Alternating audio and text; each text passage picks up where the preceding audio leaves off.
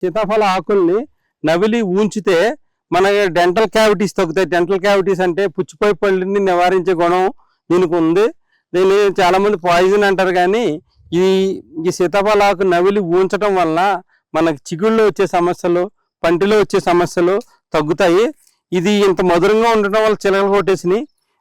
ఇది ఈ పచ్చి కాయని నూరి పెరుగుతో కలిపి తలకి లేపనం చేయటం వల్ల విపరీతంగా చుండ్రు సమస్యతో బాధపడే వాళ్ళకి చుండ్రు సమస్యలు తగ్గి, తలపైన దురద అవన్నీ తగ్గి దాంతో కుంకుడుకాయలతో స్నానం చేయాలండి. దీన్ని పుల్లతో తోముకోవడం వల్ల మనకి డెంటల్ క్యావిటీస్ కానీ డెంటల్ సంబంధించిన సమస్యలు కానీ రావు.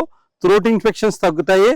దీని యొక్క గింజల్ని మనం దంచి దాన్ని మేకపాలతో మరిగించి దానికి సమానంగా నువ్వుల నూనె కలిపి దాన్ని మనం ఎవరైతే హెయిర్ లాస్ ఉంటుందో వాళ్ళకి అప్లై చేసుకుంటాం వల్ల ఏమవుతుందంటే ఆ ఊడిపోయిన ఎంటుకల యొక్క భాగంలో హోల్స్ ఓపెనయ్యి కొంతమందిలో జుట్టు వచ్చే అవకాశాలు ఉంటాయండి. ఈ విధంగా పురాతన వైద్యంలో వాడేవారు. ఈ యొక్క సీతాఫలాన్ని తినడం వల్ల మనకి ఈ మలబద్ధకం సమస్య ఉండదు. దాంతోపాటు ఈ సీతాఫలం వల్ల ఏమవుతుందంటే దీంట్లో ఉన్న మధురత్వం దేంట్లోనూ ఉండదు. ఇది మనకి బలాన్ని చేకూరుస్తూ మనకు వచ్చే సీజనల్ బేస్ వచ్చే ఆరోగ్య సమస్యలను ఆపడానికి ఉపయోగపడుతుంది. దాంతోపాటు అతిగా తినొద్దండి. రోజుకి 2 కాయల మించి తినకూడదు. జలుబు సమస్య ఉన్న వాళ్ళు రాత్రి మాట తినొద్దు, మధ్యాహ్నం మాటలు తిని ఒక 4 మిరియాలు తింటే జలుబు సమస్యలు ఉన్న వాళ్ళు కూడా ఈ యొక్క సీతాఫలాన్ని ఆస్వాదించవచ్చు.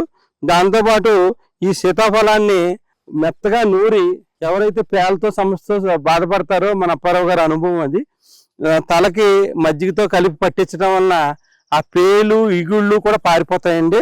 దాంతోపాటు ఈ యొక్క సీతాఫలం గింజల్ని దంచి ఆవు మూత్రం వేసి మరగాయించి దాన్ని ఫిల్టర్ చేసి పెట్టుకుంటే ఎన్నో సంవత్సరాలుగా రైతులు మొజాద్ వైరస్ అంటారు, పల్లాకు తెగులు అంటారు. ఆ పల్లాకు తెగులతో కొన్ని వేలకు వేలు వెచ్చించి దాంట్లో ఫెయిల్యూర్ అవుతూ ఉంటారు. బెండ అలాంటి దాంట్లో ఎక్కువ మినుము అలాంటి దాంట్లో మొజాద్ వైరస్ వస్తుంది, పల్లాకు తెగులు అంటారు దాన్ని. వాళ్ళకి అవగాహన ఉంటుంది. అది స్వచ్ఛమైన గోమూత్రంలో మరగాయించి దాన్ని ఫిల్టర్ చేసి కొట్టడం వల్ల ఆ పేను బంక ఎలాంటి జబ్బుల నుంచి నివారించడానికి కూడా ఈ ఆర్గానిక్ ఫార్మింగ్ లో బాగా ఉపయోగపడుతుందండి. ఇది ఎప్పుడూ కూడా ప్రతి పొలంలో కూడా ఒక సీతాఫల చెట్టు, ఒక జిల్లేడు చెట్టు కంపల్సరీ ఉండాలండి. ఈ విధంగా ఈ ఆర్గానిక్ గా పెంచడం వల్ల ఈ యొక్క ఔషధ గుణాలు బాగా పెరుగుతాయి. నమస్కారం అండి.